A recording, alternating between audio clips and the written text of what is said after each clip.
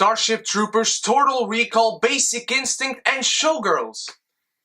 The same man directed this movie.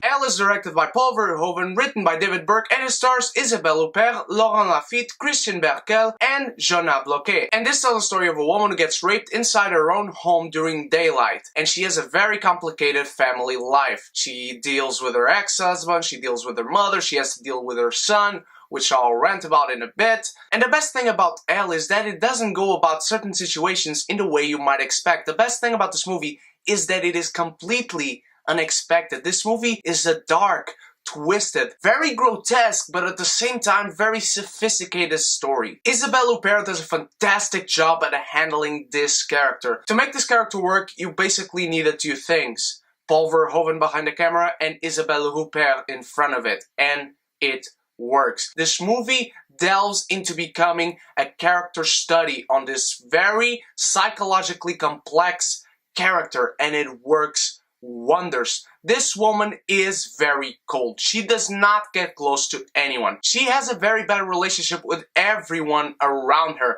And even when she tries to be nice, you see the darkness inside her come out. She's not necessarily a person you would like to hang around with. And there is also a very dark backstory to her, which I will not divulge because it was a very good surprise. And that makes you understand the character even better. And by the end of the movie, the way characters work in this story will leave you wondering. This movie does leave an open ending to character study, and that's one of the best aspects of this movie. I really enjoy seeing this character, who is a very successful businesswoman, go down and finding herself weak and without any strength to fight anything back. Not that she is interested. At first, she is not interested at all in reporting anything to the police because of something that happened before, and the police didn't care before, so she believes the police will not care now. Every actor in this ensemble does a great job. She has a great relationship with her friend, who she runs the company with. She has a very intriguing relationship with her ex-husband. She has a very bad relationship with her son, and now it's the time to rant about him. Her son is a complete buffoon. He has a son in the middle of this movie. She becomes a grandma, and there are aspects to this that just make you want to slap him twice across his face to see if he wakes the hell up, because this guy is a complete moron. He's so weak. He's so spineless. He's completely useless in this movie. I could have done without him completely. One minor aspect that bothered me in this movie was the horrible handling of the passage of time. Without spoiling anything, there is one scene in this movie where the main character goes to see her son's new apartment that he's buying with his girlfriend. They're trying to buy a new apartment, whatever, that's nice. They're moving in together, completely fine. But then, about 2-3 scenes after that, she is in labor. We did not get anything to that. There was no lead into it. There was no build. And there are other aspects in this movie that just seem inconsistent, because there are parts of this movie where in 3 scenes, 1 year goes by. There are other parts in this movie where in 4, 5, 6 scenes, 1 month or 2 months go by, and it really creates for an awkward pacing. There were really easy ways to take it out of the movie just by writing other stuff in, or as I said, take her son out of the movie, and in that way, his girlfriend wouldn't be in the movie as well. The worst part of this movie is really how it handles so many subplot lines. It's not that they are bad or they don't fit with the movie, but at some point you will find yourself wondering,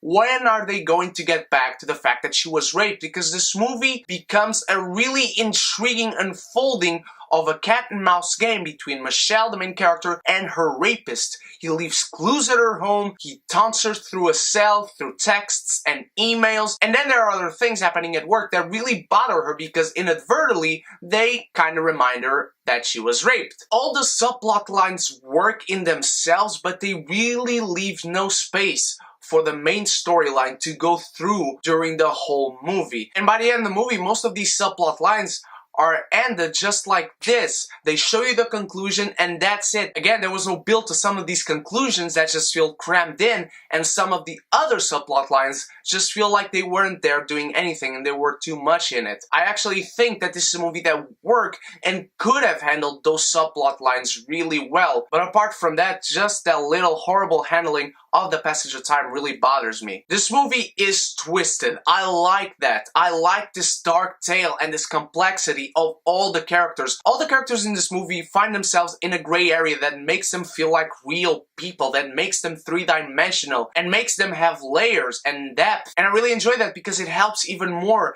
the unfolding of this dark, twisted tale, which, as I said, has a very grotesque element to it, but it's very sophisticated in the way it's told. I really love the way Paul Verhoeven handled the shots in this movie. That is real sophistication in this movie. And again, Isabelle Huppert did a fantastic job. I hope she gets nominated for Best Actress of the Year because this movie is France's official submission for the Oscar race. This movie is not for the easily offended, I have to say that. There is great direction, there is fantastic acting all around, and this is not a story that you see every day. I really enjoyed these dark, twisted tales that are not handled in a cliched way and go about things not in the way you are expecting. And because of that, I will say that Elle is a martini. It is a good time, anytime.